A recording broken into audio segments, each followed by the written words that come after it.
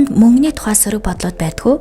Жишээ нь мөнгө бол шунал, мөнгөтэй хүн муухай, би хизээч чинээлэг амьдрахгүй, мөнгийг зовж ээж л олдог гэх мэт гэр бүлээс болон нийгмээс авсан далд ухамсараас үүдэж бид мөнгөтэй сөрөг харилцаатай болсон байдаг.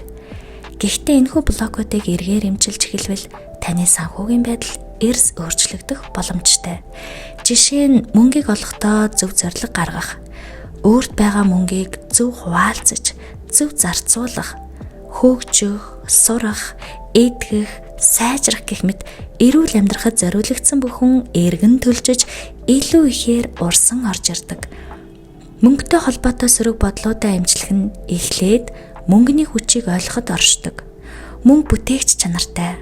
Мөнгө эмчлэх, хөгжих, өөрчлөлтийг өрн дууддаг.